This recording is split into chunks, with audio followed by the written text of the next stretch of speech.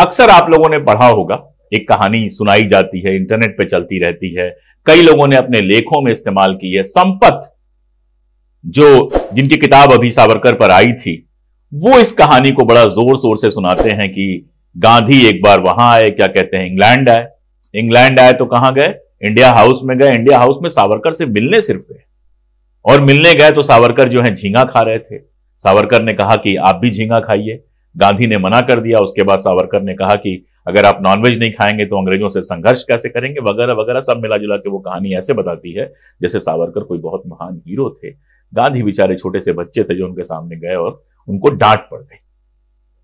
ये कहानी जब मैंने पढ़ी, चूंकि गांधी पर मैं शोध करता हूं, ये जब कहानी मैंने पढ़ी तो मैंने गांधी का समग्र तलाशना शुरू किया, क्योंकि गांधी का समग्र जो है, जिसको हम लोग कहते हैं CWMG, collected works of Mahatma Gandhi, उसमें उनकी एक एक दिन की एक एक कार्रवाई लिखी हुई है।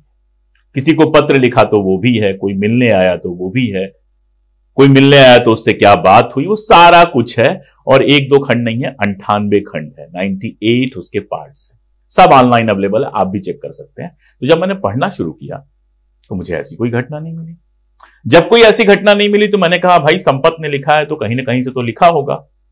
संपत बताते हैं कि 1906 में जब गांधी गए थे तभी उनकी मुलाकात हो गई थी। 1906 वो साल है जब सावरकर नए नए पहुंचे थे। तो मेरे लिए यह भी आश्चर्य की बात थी कि सावरकर नए नए पहुंचते ही इतने महत्वपूर्ण हो गए थे कि गांधी, जिन्होंने अफ्रीका में पूरे ब्रिटिश साम्राज्य को हिला के रखा हुआ था, जो अफ्रीका के एक बड़े नेता बन गए थे, वो सावरकर से मिलने जाएंगे। स्पेशली उनको पता कैसे चला सावरकर के बारे में, मेरे लिए यह भी आश्चर्यजनक था। तो मैंने सर्च करना शुरू किया कि संपत ने कैसे ये सारा कुछ किया है।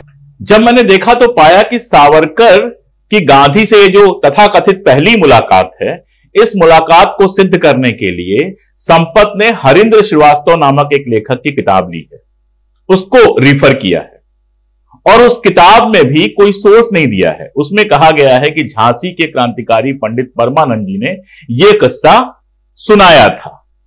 और फिर जब मैंने रिसर्च करना शुरू किया तो मुझे मालूम चला कि यह इतिहास के साथ खुले धोखे का भयावह उदाहरण है, जिसे संपत स्रोत की तरह इस्तेमाल करते हैं।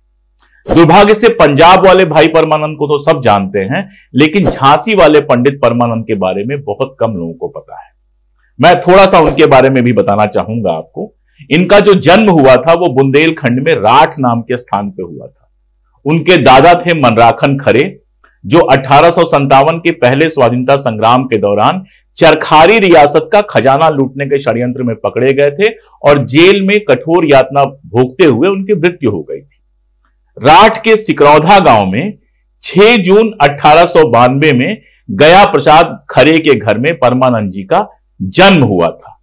आरंभिक शिक्षा ली गांव की पाठशाला से और फिर आगे की शिक्षा के लिए इलाहाबाद चले गए और वहां पर कायस्थ पाठशाला में उन्होंने एडमिशन लिया और आजादी की लड़ाई से जुड़ गए। अब यहां पर रुककर 2 मिनट सोचिए। 1892 में गया प्रसाद खरे के घर पे उनका जन्म हुआ था परमानंद जी का।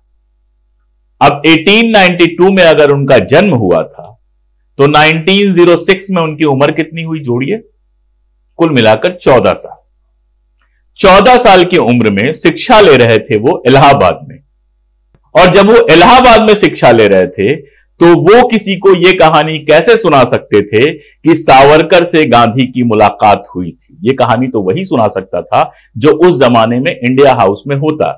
यानी इस कहानी, अगर ये कहानी सही है तो 1906 में परमानंद जी को इंडिया हाउस में होना चाहिए था, लेकिन वो 1906 में अभी इलाहाबाद थे। इसका और डिटेल जब मैंने ढूंढा तो मैंने पाया कि 1907 में, मतलब उसके 1 साल बाद, जब रिहाई के बाद लाला लाजपत राय इलाहाबाद आए तो परमानंद उनका स्वागत करने वालों में शामिल थे। बनारस में उनका संपर्क क्रांतिकारियों से हुआ और 16 साल की उम्र में 1908 में वो झांसी आए, और झांसी आने के बाद गदर आंदोलन में शामिल होने के लिए वो अमेरिका निकले थे। फिर अमेरिका से जापान होते हुए लौट कर आए थे और उसके बाद 16 अक्टूबर 1914, 16 अक्टूबर 1914 को कलकत्ता पहुंचे। यहां पर लाहौर षड्यंत्र कांड में करतार सिंह सराभा, भाई महावीर और अन्य लोगों के साथ गिरफ्तार हुए।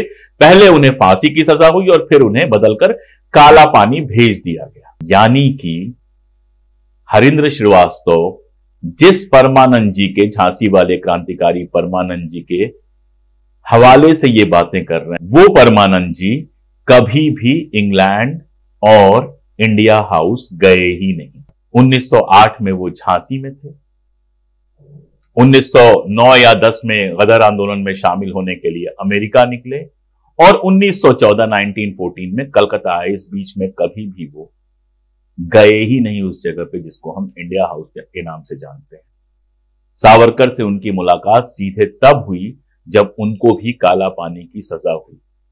यानी कि ये पूरी तरह से फर्जी कहानी है जो पहले हरींद्र श्रीवास्तव सुनाते हैं, और जिसको रिसर्च किए बिना, जिस पर कोई बात किए बिना या जानते बूझते हुए भी जिस कहानी को कॉपी पेस्ट करते हैं, संपत, विक्रम संपत, जिनको सावरकर का इतिहासकार माना जाता है, और ये सारा खेल किया जाता है गांधी को बदनाम करने। जबकि गांधी ने 20 जुलाई 1937 को, 20 जुलाई 1937 को शंकर राव देव को एक पत्र लिखा है और उसमें कहा है कि सावरकर से मेरी इकलौती मुलाकात 1909 में हुई थी, और 1909 वाली मुलाकात जो है उसके बारे में बहुत डिटेल में इंफॉर्मेशन अवेलेबल है। हुआ यह था कि 1909 में गांधी इंग्लैंड गए हुए थे। इंडिया हाउस के लोगों को पता चला कि गांधी इंग्लैंड में हैं। दशहरे का एक आयोजन था, तो दशहरे के आयोजन की अध्यक्षता के लिए महात्मा गांधी को वहां बुलाया गया था, और उस कार्यक्रम में सावरकर भी थे, और वहां पर महात्मा गांधी ने उस कार्यक्रम की अध्यक्षता करते हुए भाषण दिया था।